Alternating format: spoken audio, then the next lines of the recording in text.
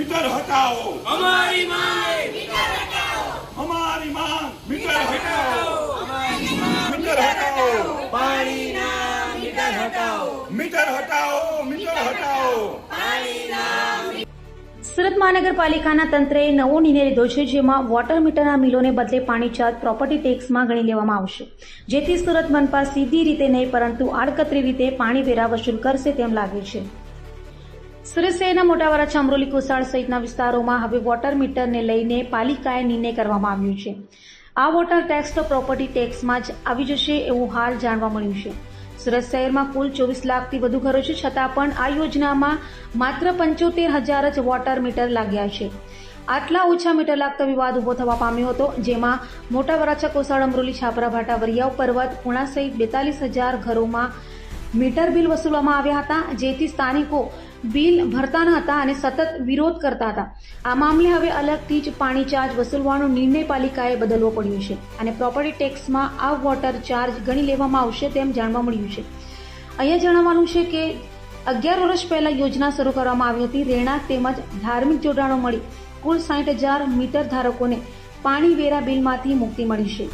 આ વેરો હવે 1 ઓક્ટોબર 2025થી શરૂ થશે। સુરત શહેરમાં વોટર મીટર તો લગાવવામાં આવશે, પણ તેનું બિલ આપવામાં નહીં આવે, માત્ર પાણીના વપરાશના ડેટા એકત્ર કરાશે તેમ જણાવવામાં આવ્યું છે। મારું નામ છે રાસડિયા પ્રફુલ।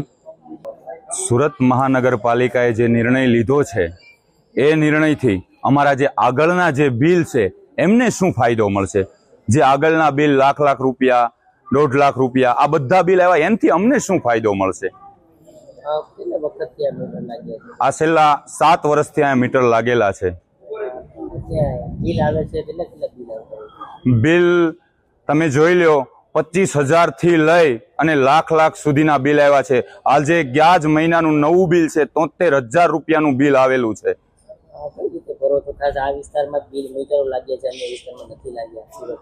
હવે અમે ભરવાની તો એ જ વાત છે કે આ તમને ખબર છે કે લોકોને બીવડાવવાનું કામ કરે છે, આવીને કહે છે કે તમારે બિલ ભરવું પડશે, આમ કરવું પડશે, તેમ કરવું પડશે, બરાબર? તો અમારે બિલ શા માટે મારે ભરવું, કઈ રીતે ભરવું, એને અમે મૂંઝવણમાં છીએ। મારું નામ નિલેશ ચૌહાણ। કઈ સોસાયટી છે, કેટલા સમયથી પાણીના મીટર લાગ્યા છે? આ રાધેશ્યામ સોસાયટી છે। છેલ્લા 8-9 વર્ષથી આ સોસાયટીમાં મીટર લાગ્યા છે। કેટલું બિલ આવતું હતું દર વર્ષે નહીં, દર મહિને બિલ આવે છે અને દર મહિને 50,000 આવે, ક્યારેક 70,000 આવે, ક્યારેક 80,000 આવે અને અત્યારનું લેટેસ્ટ બિલ જોઈએ તો 72,000 રૂપિયાનું બિલ છે અમારું।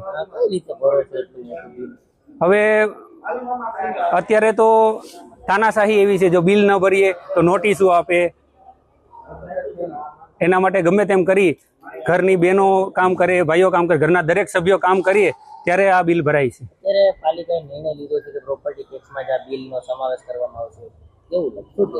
પ્રોપર્ટી ટેક્સમાં આ નિર્ણય લીધો એ વાત બરાબર, પણ અમારા આગળના બિલ જે ભરવાના બાકી છે, લાખ રૂપિયા, 1.5 લાખ રૂપિયા જે બિલ બાકી છે, એ બિલ સદંતર માફ કરવામાં આવે તો અમારે માટે આ નિર્ણય બરાબર છે, બાકી તો આ નિર્ણય ખોટો કહેવાય।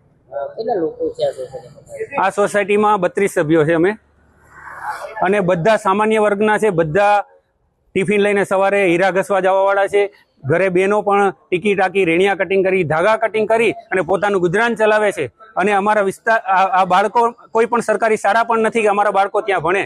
અમે એને સ્કૂલની ફી ભરાવવા માટે અમારી બહેનો કામ કરે છે, માતાઓ કામ કરે છે, અને એની સ્કૂલની ફી માંડ ભરી શકતા હોય, મેન્ટેનન્સ ભરવાના 200-300 રૂપિયા મેન્ટેનન્સ આવતું હોય, એમાં પણ અમને તકલીફ પડતી હોય, ત્યારે આવા મોટા બિલ આવે તો અમારે કઈ રીતના ભરવું? આ અમારી રાધેશ્યામ રેસિડેન્સી છે, કોઈ હાઈ લેવલ એરિયામાં નથી, એટલે અમે એટલી જ અપીલ કરીએ છીએ કે આ એસએમસી વાળા જે લાખ, 1.5 લાખ બિલ આપવામાં આવે છે ને, અમારી એવી કેપેસિટી નથી કે અમે ભરી શકીએ, કેમ કે અમે લેડીઝો પણ આખો દિવસ મહેનત કરીને અમે ઘર ચલાવીએ છીએ, કેમ કે અમારા ઘરવાળાના ધંધામાં એટલી આવક નથી કે અમે ઘર ચલાવી શકીએ। એટલે અમારી એટલી જ અપીલ છે કે આ અમારા બિલ પહેલાના અને અત્યારના એ છે ને એ માફ કરવામાં આવે।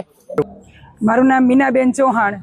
મીનાબેન, કઈ રીતે અત્યારે જુઓ તો સુરત મહાનગરપાલિકાએ નિર્ણય લીધો છે કે પ્રોપર્ટી ટેક્સમાં હવેના જે પાણીના બિલો છે સાહેબ? હું સુરત મહાનગરપાલિકાને એટલું જ કહેવા માંગુ છું કે જે અમારા અત્યારે માફ થયું છે એ નહીં, અમારા આગળનું જે 50,000 લાખ 1.5 લાખ એવું બિલ છે એ માફ થવું જોઈએ. ગુજરાતમાં પાણીના બિલ હોવા જ ન જોઈએ.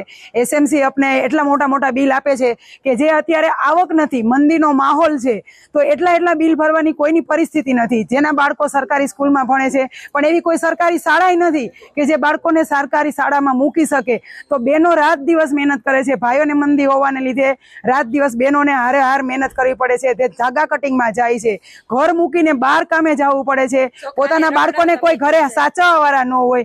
તો આ કેટલી મજબૂરી કહેવાય બહેનોની કે એને એટલા ડબલ બિલ ભરવા પડે છે.